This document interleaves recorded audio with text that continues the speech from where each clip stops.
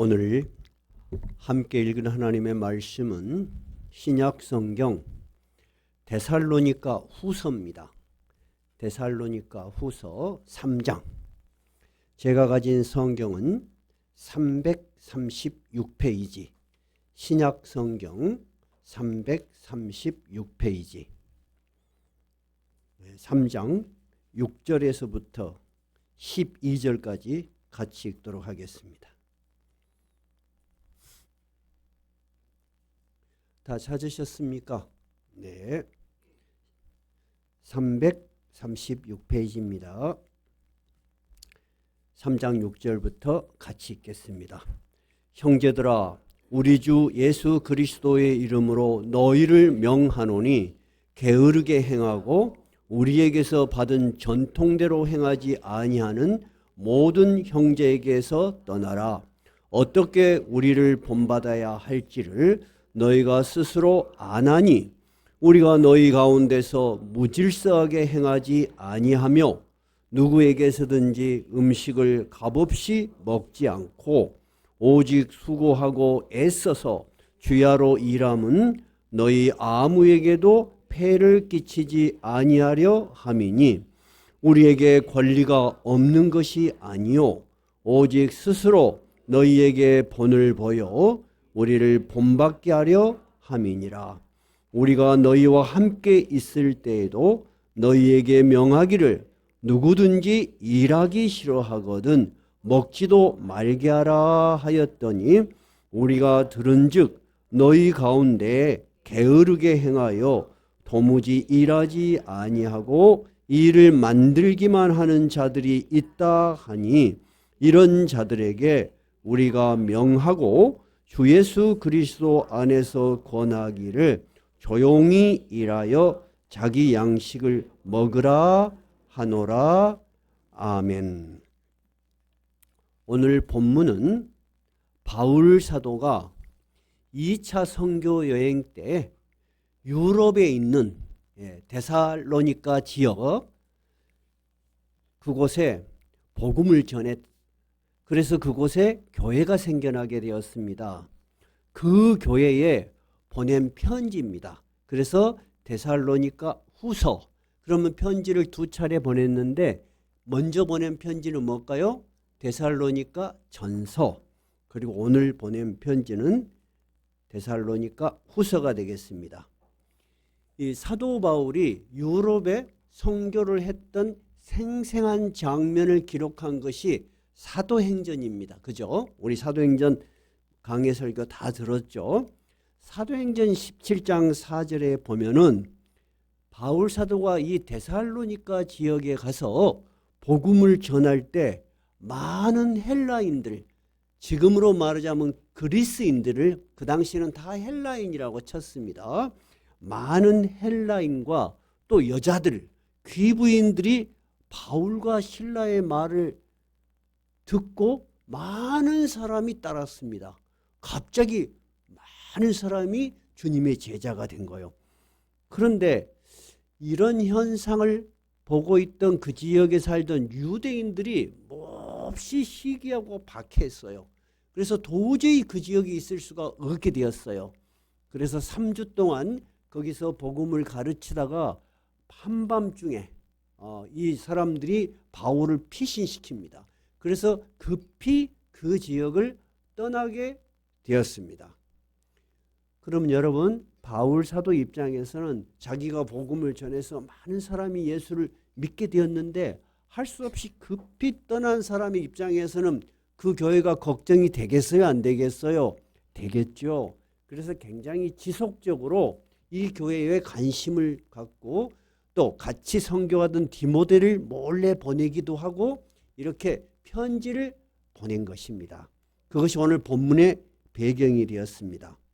그런데 오늘은 이 본문을 자세히 설교하는 강해 설교보다는 우리가 신앙이라는 것을 어떻게 이해를 해야지 될까? 우리의 직업, 우리가 세상적에서 하는 일, 밥 먹고 살기 위해서 하는 일, 많은 일들이 있잖아요. 이런 일과 나의 신앙이 어떤 관계에 있는가? 그래서 우리의 신앙과 일이라는 주제를 잡아서 여러분에게 말씀을 드리려고 해요. 그런데 오늘 바울 사도는 데살로니가 교인들에게 6절에서 굉장히 나무라는 말을 합니다. 자, 뭐라고 나무랍니까? 한번 읽어볼까요? 형제들아, 우리 주 예수 그리스도 이름으로 너희를 명하노니 게으르게 행하고 우리에게서 받은 전통대로 행하지 아니하는 모든 형제에게서 떠나라. 이 말은 이런 의미예요. 형제들아, 우리가 지금 너희 가까이 있지 않지만 너희하고 같이 있을 때 우리가 전한 복음을 믿은 형제들 중에서 우리가 보았을 때 바르게 살지 아니하는, 신앙을 잘못 이해하는 그런 형제들이 있다는 거예요. 근데 그 형제들에게 너희들이 가까이에서는 안 되겠다. 그 사람들이 생각하는 것, 행동하는 것은 기독교의 올바른 가르침을 따라서 사는 것이 아니다. 우리가 말했던 복음의 진수가 아니다. 우리가 보여줬던 본이 아니다 하고 지적하고 나무라고 경계하는 거예요. 근데 그 사람들은 어떻게 생활하고 있나요? 게으르게 행하고 우리에게서 받은 전통대로 행하지 아니하는 모든 형제라고 했죠. 일단 이 사람들은 자기에게 주어진 생업, 자기가 현실적으로 해야 될 일에 대해서 열심히 하지 않고 게으르게 하고 무가치하게 생각하고 오히려 그럴듯한 말을 하면서 이 교인 저 교인 찾아다니면서 말만 많이 하는 사람이야. 교회를 괜히 어지럽혀. 바울 사도가 지금 그런 형제들을 지적하면서 우리가 보였던 본은 그런 것이 아니지 않냐 하면서 7절에 우리가 보였던 본이 어떤 본인가를 이야기를 하고 있습니다. 7절 한번 읽어봐요.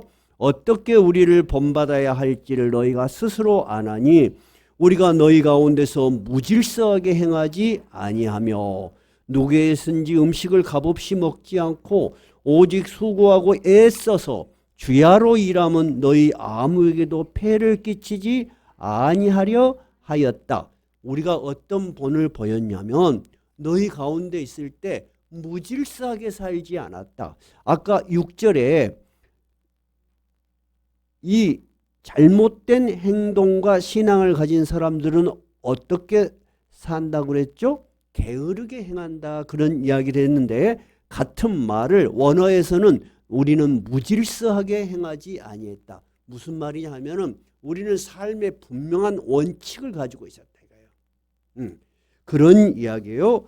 그런데 그 원칙은 뭐냐면 우리가 복음을 전했지만은 우리가 먹고 살아야 될 생존의 문제를 위해서 우리도 힘쓰고 애썼다는 거예요. 그래서 너희에게 복음을 전할 때 우리가 권리가 있어. 예수 그리스도의 복음을 전하는 거 여러분 얼마나 귀한 일이에요.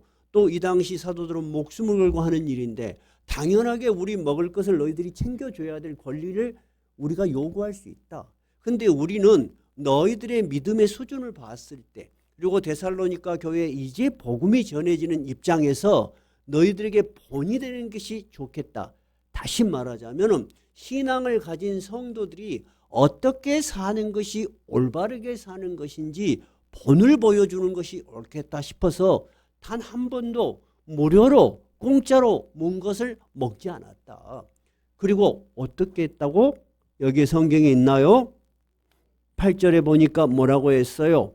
오직 수고하고 애써서 주야로 일했다. 주야가 뭐예요?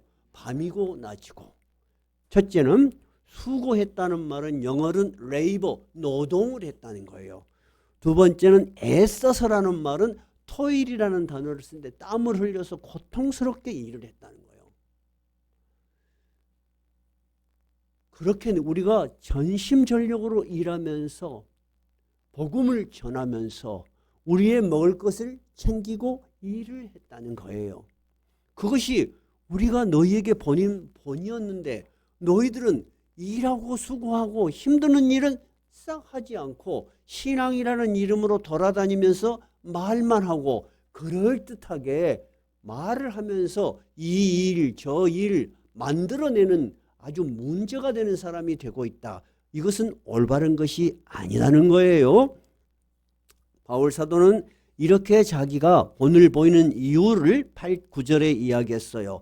우리에게 권리가 없는 것이 아니요 오직 스스로 너희에게 본을 보여 우리를 본받게 하려고 우리가 한 것이다. 이것이 신앙의 본이라는 거예요, 여러분. 우리가 신앙을 가지고 있으면 자칫 잘못 생각하면 이런 생각을 해요. 세상의 것은 하찮네.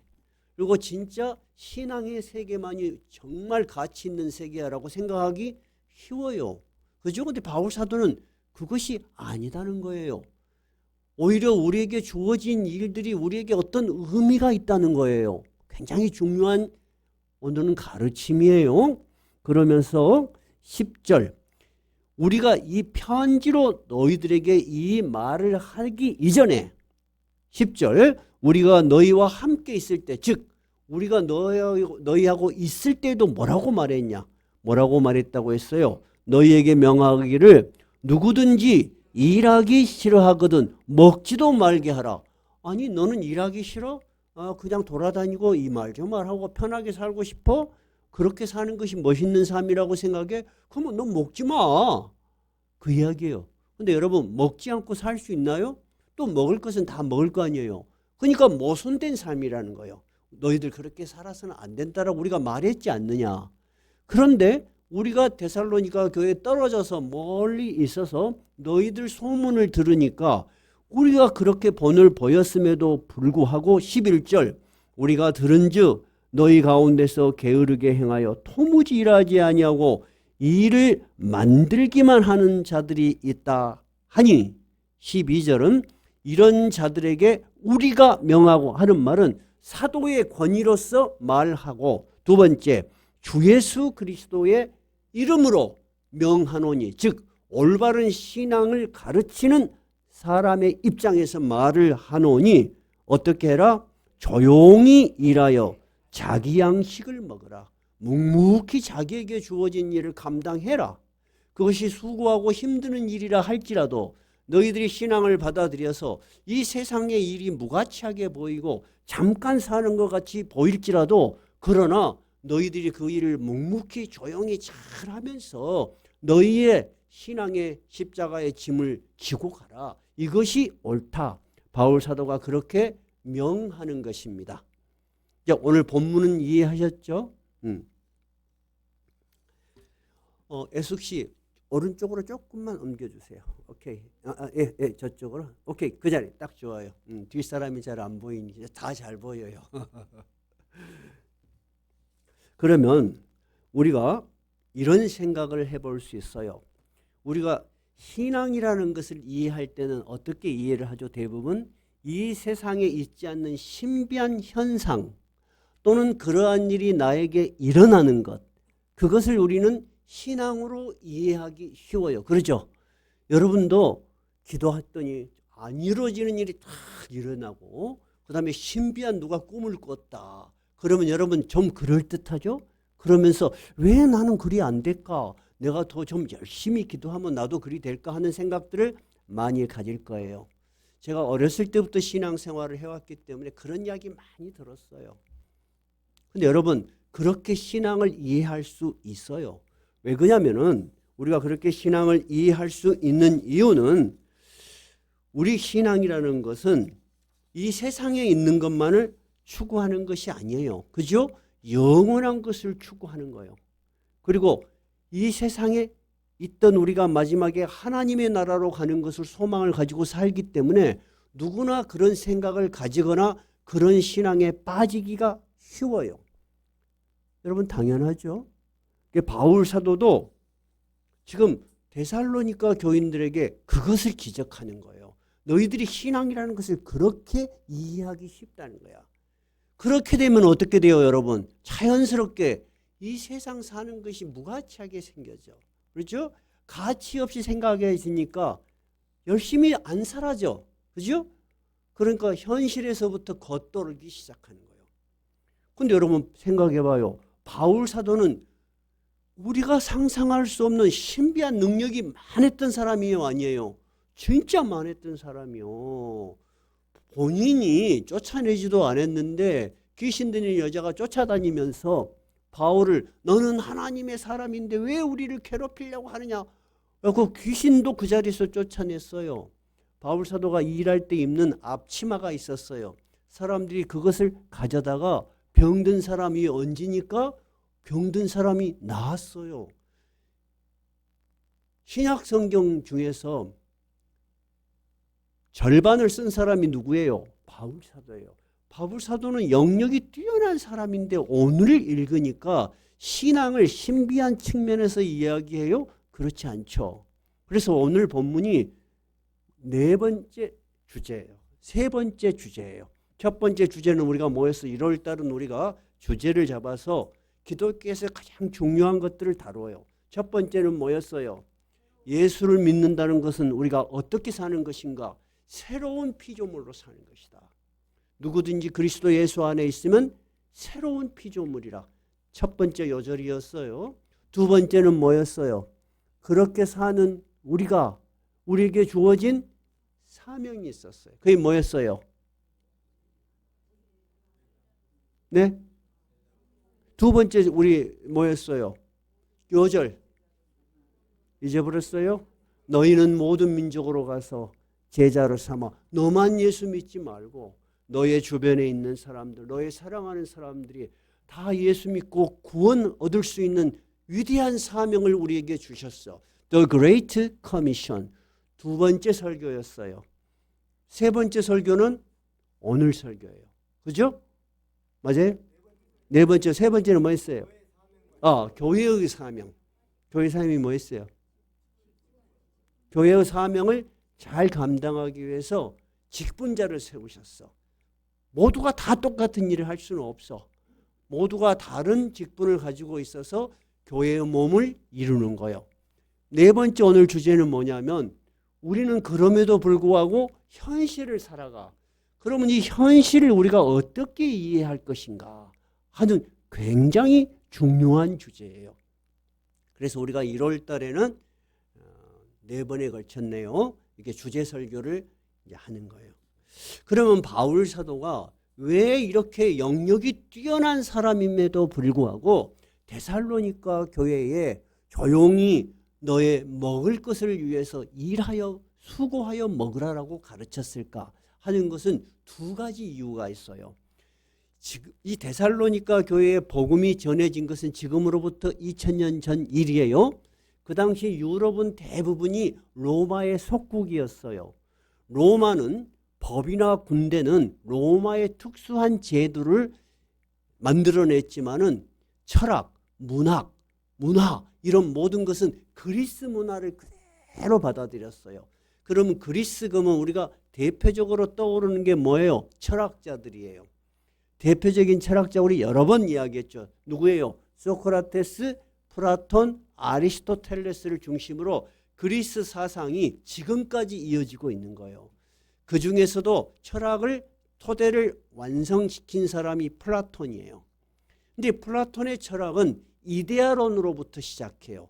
이데아론은 뭐냐면 우리가 눈에 보이는 이런 감각적인 세상은 불완전하고 불확실해. 그래서 이 안에서는 진리가 없어. 근데 영원한 것, 진짜 존재하는 것은 보이지 않는 이데아의 세계에 있다. 그러니까 우리가 보이지 않는 세계 속에서 진리를 찾아 나가야 된다. 이것이 플라톤의 이데아론이에요. 근데 그런 사상을 가지다 보니까 세상에서 일하고 노동하는 것은 별로 가치가 없는 것이고 고고한 영적인 것을 말하거나 철학적인 이야기를 하는 것은 수준이 높은 것으로 인정되는 문화가 생긴 거예요. 이것을 성속이원론이라고 해요. 해보세요. 성속이원론. 네, 그때 성은 뭐예요? 고고하고 영적인 거예요. 속은 세상적인 거예요. 근데 그리스 철학만 그런 것이 아니에요. 우리가 불과 몇백 년 전, 300년 전도 안 돼요. 조선시대에 여러분, 조선시대의 대표적인 사상이 뭐예요? 유교죠? 유교는 여러분 신분의 차별이 있어 없어? 있지요. 제일 높은 건 뭐예요? 사, 그 다음에 선비, 그 다음에 농, 그 다음에 공, 그 다음에 상, 사농공상. 사는 양반들이야. 글 읽고 일 안 해. 그리고 글만 읽어. A가 어찌고 저찌고 훈고학, 주자학. 그래서 주자가 조선을 망쳤다. 그런 이야기가 일을 안 해, 그 사람들은. 그 다음에 농사 짓는 사람은 그나마 평민이야. 그 다음에 공업, 뭔가 수공업을 하는 사람들은 천민이야. 장사한 사람들은 아주 하류야. 그래서 산업공사 불과 얼마 안 됐어요. 우리 사상 속에도 그런 것이 있었죠. 그 이야기요. 근데 바울 사도가 데살로니가 교회에서 그 잘못된 거라는 거야. 인간이 먹고 사는 문제가 소중하다. 땀 흘려서 일하는 것은 하나님이 우리에게 주신 거야. 여러분, 하나님께서 우리에게 주신 계명이 있어요. 그죠? 제4계명이 뭐예요? 안식일을 기억하여 거룩하게 지켜라. 우리는 그것만 알아. 그래서 어떻게 하면 주일을 잘 지킬 것인지 생각했어. 근데 그 밑에 자세한 내용이 있어. 자세한 내용은 뭐라고 돼 있어요? 엿새 동안은 힘써 내 모든 일을 행할 것이니 일곱째 되는 날은 쉬어라는 거야. 그러면은 안식일, 신앙생활을 하기 위한 하루를 전제가 뭐요? 엿새 동안에 너에게 필요한 모든 일을 힘써서 행해라. 여러분, 성경은 절대 한 군데로 치우쳐 있지 않아요. 엿새의 일과 하루의 영적인 쉼, 일과 쉼, 세상과 하나님, 세상적인 일과 영적인 일이 균형이 딱 잡혀 있어. 정말로 성경은 여러분 믿을만 해요. 그래서 사람들이 사람답게 사는 거예요. 요즘 젊은이들이 무엇을 강조를 해요? 돈을 많이 버는 것보다도 나는 정말 일과 뭐가 균형이 되는 삶을 원한다. 쉼이. 이제 성경의 시대에 성경의 가치에 눈을 뜬 거야. 돈. 그리고 그냥 몽땅 모든 것을 에너지에 돈에 쏟아버리면은 뭐가 없는 거예요? 쉼이 없어. 쉼이 없는 삶은 하나님이 만드신 창조에 맞지 않아. 여러분, 계속 일만 하면 어떻게 돼요? 일 중독증에 걸려서 쉴 줄을 몰라요. 정말 그렇습니다. 그래서 하나님께서는 인간을 만드실 때 엿새의 일과 하루의 쉼을 허락하신 거야. 근데 너만 쉬지 말고 네 종도 쉬고 심지어 누구도 쉬라. 가축도 쉬어라. 그렇게 명하신 거예요. 바울 사도가 이 데살로 교인에게 이야기하는 것은 첫 번째, 너희들은 잘못된 문화와 가치관으로 살아서는 안 된다. 하나님이 우리에게 가르쳐 주신 것은 신앙인이라 할지라도 자기에게 주어진 현실의 일을 그것이 어떤 일이냐를 떠나서 묵묵하게 성실하게 잘해야 한다 하는 거예요. 이해가 되셨어요? 두 번째는 뭐냐면 이들이 복음을 받아들일 때 예수님의 부활과 재림에 대한 이야기를 하니까 이 사람들이 어떻게 그것을 이해하고 잘못 이해하고 받아들였냐면 내일 모레 예수님이 재림한단다. 여러분, 내일 모레 예수님이 재림하면 오늘 열심히 일할 필요가 있을까? 없어. 다 어떻게 해야 돼? 전부 산으로 가든지 아니면 그 구원받기 위해서 마지막 더 열심히 해야 되는지 막 그래야 되겠죠? 근데 이러한 종말론적 사상, 이것을 시한부 종말론이라 그래요. 언제 예수님이 오신다. 이런 시한부 종말론은 여러분 기독교 역사에 있어서 많이 있었어.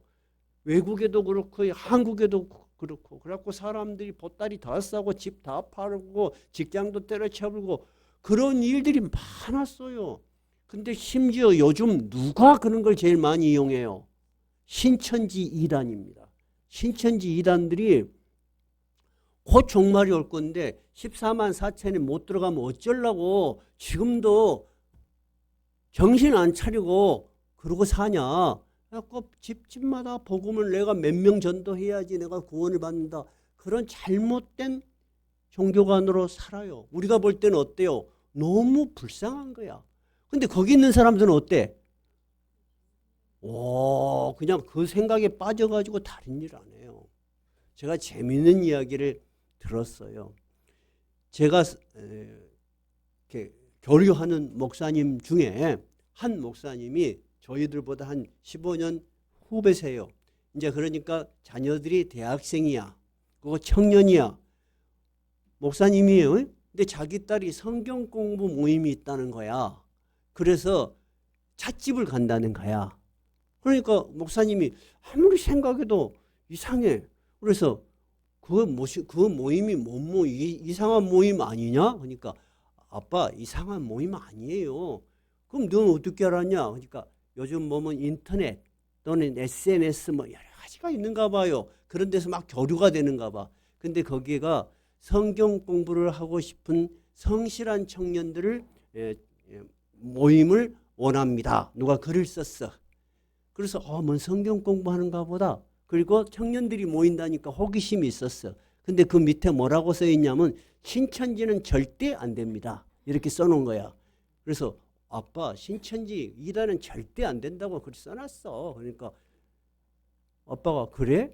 그런데도 좀 이상했어. 그래서 카페 밖에 갔다 보니까 5명이 앉아있더래. 1명, 2명, 3명 보니까 자기 딸이 하나 앉아있어. 근데 그 옆에 딸의 친구니까 알아. 둘이는 이제 초청받은 애기들고 셋은 뭔가 이상해. 근데 주변에 전부 청년들이 둘러싸고 있는 거야. 자기들은 모르는데. 그래서 아무래도 분위기가 이상해서 들어갔어. 그래서 그 리더인 청년을 만났어. 자네가 그러면 리더인가? 그러니까 그런다 그래. 그래 그럼 나는 목사인데 그래도 걱정이 되니까 자네가 소속이나 그런 걸 좀 알아야 되겠네. 어느 교회를 다닌가 하니까 어느 교회를 다닙니다 하고 말을 해주더래. 그럼 내가 확인을 해봐도 되는가 하니까 하십시오. 얼마든지 하십시오 그러더래요. 그래서 전화를 했어. 다행히 그 교회가 자기가 잘 아는 목사님이야. 전화를 했더니 그 집 전부 신천지로 넘어가고 완전히 열성 활동하는 사람들이래. 여러분 그렇게 거짓말을 한다니까. 근데 거짓말이 그들의 전략이야. 근데 여러분 딱 보면 이단인 걸 알아 몰라? 절대 몰라요 여러분. 절대 자기가 신천지라는 말을 안 해. 첫째. 둘째는 이단이라는 뜻이 뭐예요? 똑같아 우리하고. 똑같이 성경을 얼마나 잘 풀었는지 몰라. 근데 끝이 달라. 끝이 다르다 그래서 이단이에요. 막 가갖고 완전히 세뇌가 딱 되면 끝에 가서 착 방향이 바뀌는 거예요. 그래갖고 어디로 가요? 이만희 깃발이 펄럭펄럭은 광주로 가. 그래갖고 이만희를 교주로 이제 해. 그때는 이미 늦어버려. 왜 늦어보냐? 그 사이에 주변에 있는 사람들이 얼마나 잘해주는지 말도 못해. 처음부터 심리검사 다 해가지고 예를 들어서 내가 어디가 몸이 아프다. 그러면 그 몸이 아픈 의사를 찾아가. 그래갖고 한 20명이 세팅이야. 그러니까 그 카페 안에 있던 20명이 전부 한 팀이야. 대단해, 대단해. 여러분 그렇게 전도해 봤어? 안 해봤지? 20명이 한 조라니까. 나 놀랬어요, 놀래. 그러니까 그 학생들 둘이, 그 청년들 둘이만 새로운 사람이고 앉아서 이야기하는 세 사람은 가장 적극적인 청년들. 그 다음에 그 주변에 있는 사람들은 다 바람잡이야. 여러분 무서워 안 무서워? 그런데 여러분이 일주일에 한 번 나오는 것도 게을리해갖고 그런 이단에 여러분의 자녀들이 안 빠진다고 자신할 수 있어? 없어. 그 목사님도 자기가 아는 목사님이니까 전화를 해서 알지. 모르는 목사였으면 이 청년이 교회 다닌갑다 다 알죠. 그렇게 믿어버리죠. 제가 하고 싶은 이야기는 데살로니가 교회도 이렇게 이 이단들처럼 그 하나님의 말씀을 곧 종말이 올 것처럼 이해를 하니까 세상 일을 자기에게 주어진 일을 열심히 안 해. 그리고 돌아다니면서 아이고 종말이 곧 올 건데 뭔 일을 하고 있냐고 그러고 다닌 사람들이 있었다 그 말입니다. 그래서 바울 사도가 오늘 이 이야기를 하는 거예요. 이해가 되셨어요? 자, 이것이 오늘 본문의 배경이에요. 그러면 우리가 본문을 떠나서 우리가 어떻게 하는 것이 이 우리의 신앙과 일이 잘 연결될 수 있는가? 오늘 예수님 우리가 십계명에서 봤듯이 십계명에서도 분명히 두 가지를 말씀하셨어요. 엿새의 일과 하루의 쉼. 해보세요. 엿새의 일과 하루의 쉼. 그것이 여러분 균형 있는 신앙이야. 그래서 여러분이 교회에 올 때는 첫 번째 쉬기 위해서 오는 거야. 그래서 목사인 나도 여러분에게 이 일을 많이 안 시키려고 엄청나게 노력하는 거야. 여러분 엿새 동안도 힘들고 정말 세상에서 얼마나 애쓰고 사셨어요. 근데 교회 와서도 너무 할 일이 많고 지치면은 쉼이 되지 않아요. 그래서 저는 굉장히 주의를 해요. 교회에서 여러분들 모든 일들을 되도록이면 줄여주는 거예요. 제가. 여러분 그래요 안 그래요? 그러죠? 제가 노력하는 이유는 분명해요. 그것이 여러분이 오랫동안 신앙생활을 할 수 있는 바른 길이에요. 교회에서는 여러분 잘 쉬도록 하세요. 알겠죠? 근데 교회에서 쉬는 것을 게으름으로 이해를 하면 안 돼요. 교회는 교회대로 자기한테 주어진 일만 잘하면 돼요. 여러분 우리 교회에서 여러분한테 뭔 일을 얼마나 시켰대요? 아무 일도 없잖아. 오히려 어떤 분은 목사님 교회가 이렇게 일이 없어도 돼요? 저는 그런 말을 들을 때 기뻐요. 야 우리 교회가 제대로 가고 있구나. 여러분 여러분의 신앙을 위해서 여러분 잘 쉬세요. 이해가 되세요? 세상에서 우리가 살아가는 일이 여러분 절대 쉽지가 않습니다. 우리가 조직사회에서 사는 분들은 월급 주니까 편하다 그래. 근데 여러분 월급쟁이 소원이 뭐예요? 하루빨리 이거 집어치고 구멍가게라도 내일 하고 싶다 그런 생각 많이 해. 그죠? 진급해야 돼. 항상 그 자리에 있을 수가 없어. 조금이라도 올라가야 돼. 그러면 다 진급할 수 있어요? 안 그래요. 점점 숫자가 줄어드니까 그 진급하기 위해서 눈치 보이고 그래요. 제 친구들도 공단에 근무를 많이 해요. 근데 우리는 밖에서 볼 때 연봉이 많으니까 야, 니 좋은 직장이다.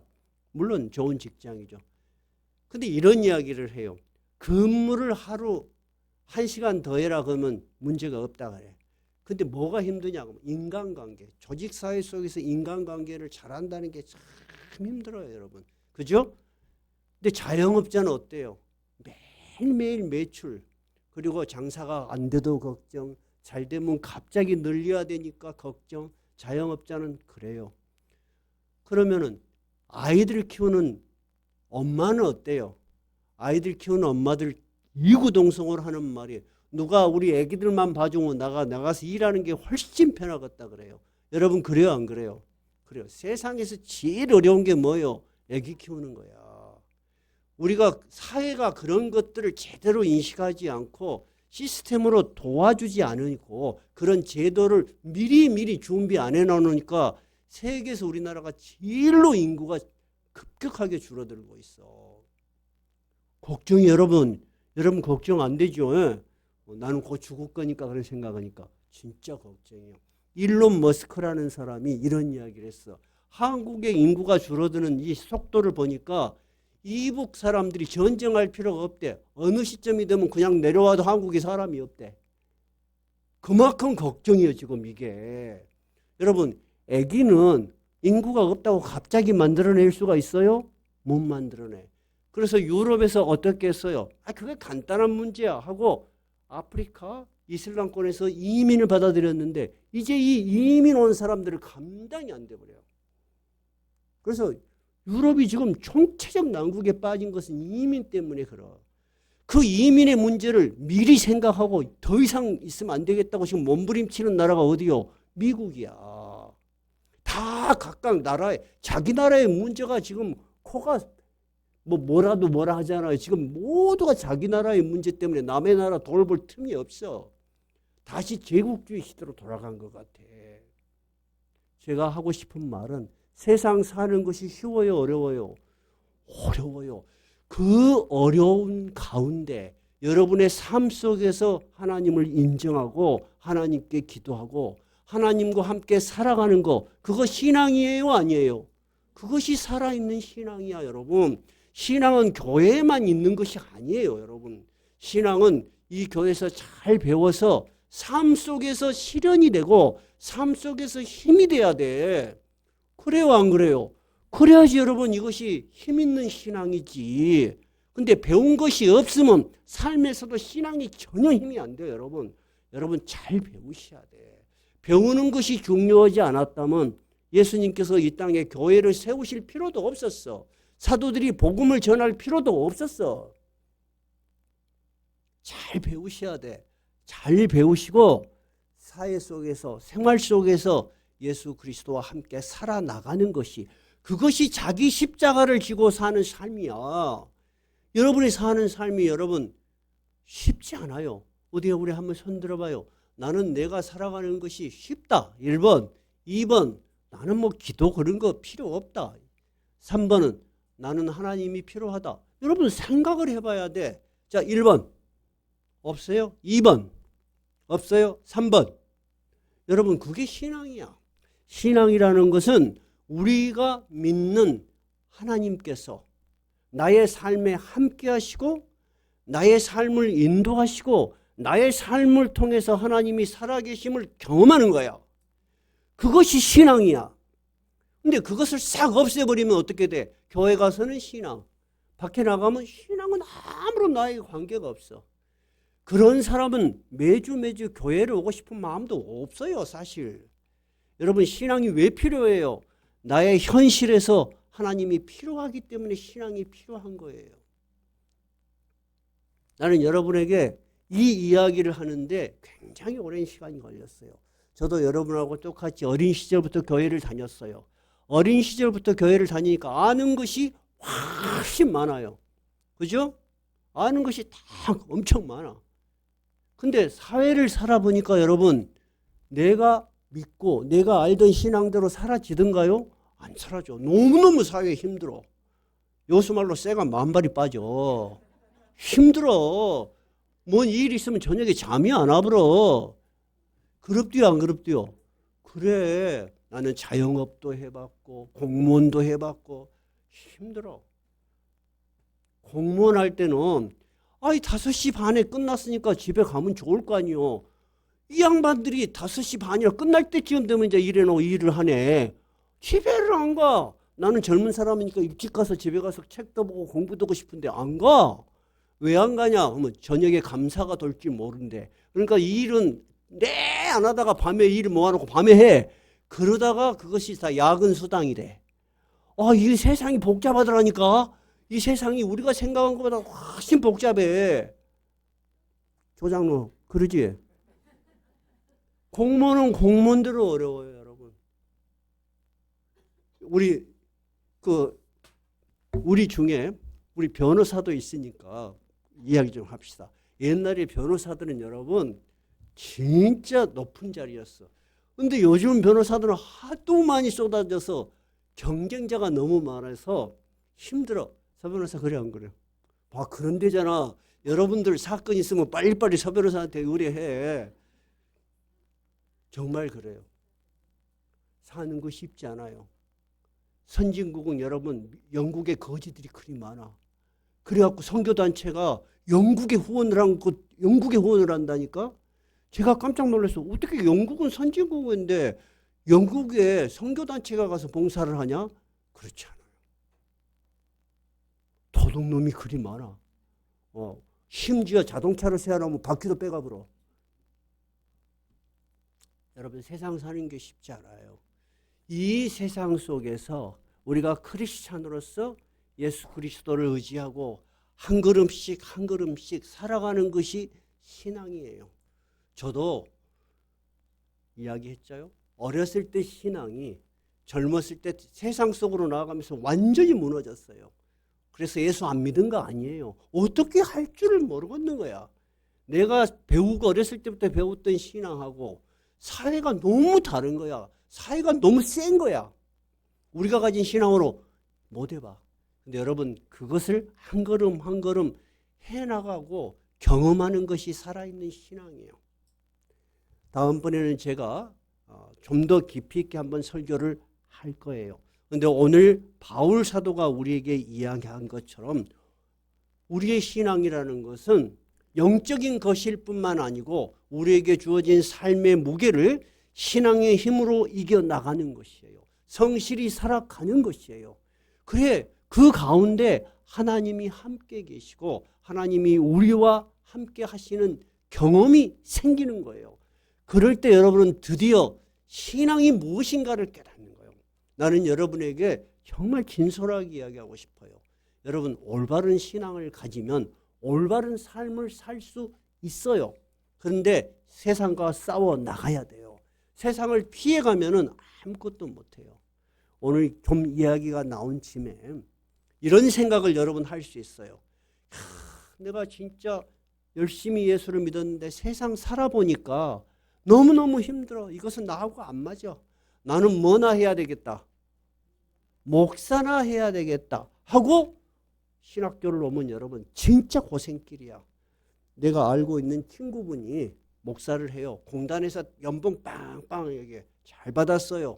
근데 마지막에 퇴직 5년 놔두고 야, 내가 마지막까지 이렇게 돈 벌고 이런 일보다는 퇴직금, 명예퇴직금 싹 받아가지고 목사가 돼갖고 이제 노후를 편하게 살아야 되겠다. 진짜 본인이 흔히 하기요. 좋은 일 하면서. 그래서 목사가 됐어. 근데 목사를 해보니까 세상에 이런 노가대가 없네. 새벽부터 저녁까지 교인들 2명, 3명 저기 국동 아파트까지 왔다 갔다 하니까 나한테 뭐라 그러냐면 이것이 목사인 줄 알았으면 내가 뭐라고 했겠는가. 여러분, 목사가 편한 줄 알아요? 안 편해요. 목사도 자기가 주어진 세상과 싸워서 살아야 나가야 되는 거예요. 제가 아는 젊은 목사님이, 저는 인간관계가 없었어요. 그분하고 전주를 가게 됐어요. 그분 차를. 근데 젊은 분이 대머리야. 그래서 우리 상호 씨한테 미안해. 그래서 내가 궁금했어요. 궁금해서 뭔 목사님 원래 집안이 대머리요? 그러니까 아니래. 목사님 그런 말을 마십시오. 머리숱이 너무 많아서 우리 집사람이 당신은 머리 감기도 힘들고서 그랬다는 거야. 나 깜짝 놀랐어. 근데 왜 그리 머리가 빠져버렸어? 목회를 하면서 하도 장로가 괴롭혀서 머리 반이 빠져버렸대. 장로하고 사모가 제일 앞에 앉아서 설교를 하면 앞에서 비웃는데. 그리고 당회 같은 거 뭐로 하면 따로 불러서 이야기를 한대요. 나도 그 이야기 듣고 놀랬어. 이 양반은 장로가 될 사람이 아니야. 근데 헌금을 교회에 많이 하니까 사람들이 그냥 장로를 시켰던가 봐. 그러니 전혀 신앙이 들어가지 못한 사람이 장로가 됐으니 얼마나 목사가 하는 게 우습겠어. 그게 목사를 불러다가 가르쳐, 지가.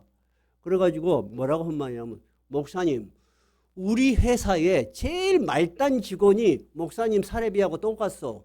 나 지금 최저임금보다 못 받거든. 이 사람은 그것이 기준이야. 영적인 가르침이 기준이 아니고 당신이 받는 그거 우리 회사 제일 말단보다 작다는 거야. 여러분, 그런 말을 들은 목사가 여러분 심정이 상하겠어, 안 상하겠어? 하고 머리 반이 빠져버렸어. 하고 보니까 눈썹까지 빠져. 너무너무나 충격을 받았어. 그래서 세상에 그런 일도 있구나. 근데 요즘은 머리가 나기 시작해. 그래서 목사님 요즘 어떻게 좀 나아졌어? 그 장로가 나갔대. 여러분, 목회자가 쉬운 거 아니요. 100이면 100 다 생각이 다르잖아요. 그죠? 여러분 한번 생각해봐. 이 교인들 중에는 50년 이상 다닌 교인도 있어. 그죠? 근데 이제 온 교인 있어, 없어? 있어. 내가 누구를 초점을 갖고 설교를 해야 되겠어? 한번 맞춰봐. 손 들어보자. 50년 이상 된 오래된 그런 훌륭한 교인들을 대상으로 해야 된다. 1번. 2번은 아무것도 모르는 사람 알아묻게 해줘야 된다. 2번. 한번 손 들어봐요. 1번이 옳다. 한번 손 들어봐. 1번. 없네. 2번. 우리 교회는 진짜 훌륭한 교인이요. 여러분, 쉽지 않아요. 목회자도 가르치는 것은 쉬울지 몰라도 목회자가 살아가는 현실은 절대 쉽지 않아요. 그래서 요즘 신학교가 현저하게 지원자 수가 떨어져 버렸어. 신학교가 한 2개 학교 빼고는 다 미달이야. 왜냐하면은 이제 교회 가갖고 목사 돼갖고 못 먹고 산다는 거야. 이해가 되세요?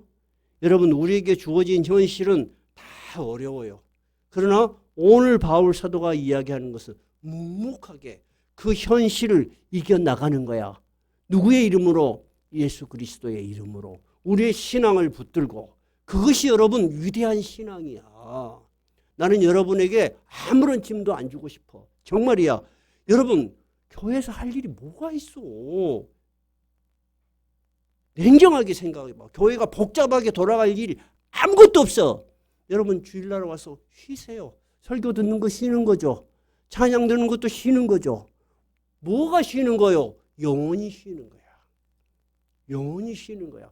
영원히 쉬면서 하나님이 주신 축복을 누리는 거야. 그리고 또 일주일 가서 일하시는 거야. 여러분 쉬시러 왔지 여기 일하러 왔어? 나는 여러분이 일주일에 한번 밥하는 것도 굉장히 고맙고 미안해.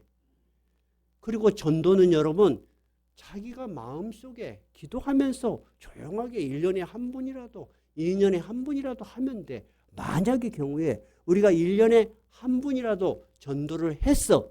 그럼 우리 교회가 갑자기 몇 명이 될까? 이거 2배가 돼버려. 그래요 안 그래요? 그러잖아. 근데 여러분 교회가 지금 늘어나고 있어요. 교인들이 전체적으로 줄어들고 있어요. 줄어들고 있잖아요. 그러니까 여러분 한 분이라도 내 마음속에 내 친구 이 친구 참 전도하면 좋겠다 하고 여러분이 스스로 하면 되는 거야. 교회가 막 체크를 해가지고 여러분에게 부담 주고 싶지 않아. 그래서 우리 교회 표가 뭐예요? 생명과 삶이 있는 교회예요. 생명은 뭐예요? 우리가 예수 그리스도를 믿음으로 영원한 생명을 추구하고 사는 거예요. 삶이 있는 교회는 뭐예요? 그 신앙이 우리의 삶 속에서 경험이 되고 발현이 돼야 돼요. 나는 그런 신앙을 가진 낮은 울타리 교회 성도들이 되기를 바랍니다. 그래서 바울 사도는 제일 마지막에 이렇게 축복을 했습니다. 16절을 읽어봐요. 16절 시작. 평강의 주께서 친히 때마다 일마다 너희에게 평강을 주시고 주께서 너희 모든 사람과 함께 하시기를 원하노라. 평강의 주께서 하는 말은 우리 주님은 평화의 주님이시야. 여러분에게 편안을 주시는 거예요. 여러분에게 안식을 주셔. 여러분에게 쉼을 주시는 주님이셔. 그래서 친히 때마다가 뭐예요? 어떤 시간에나 그 다음에 일마다 무슨 일을 하든지 바로 이것이 뭐예요? 여러분의 삶 속에서야. 여러분의 삶 속에서 어떤 시간에든지 무슨 일을 하든지 너희에게 평강을 주시고 너희와 함께 하시고 그 말이에요. 주께서 너희 모든 사람과 함께 하시기를 원하노라. 바울 사도 같은 대사도가 데살로니가 교회를 통해서 우리에게 하시는 말씀이야. 여러분의 어느 때 무슨 일을 하듯인지 누구와 함께 하신다? 우리 주께서 함께 하여 주신다는 것이 여러분의 믿음과 신앙이 되시기 바랍니다. 찬송합시다. 382장입니다.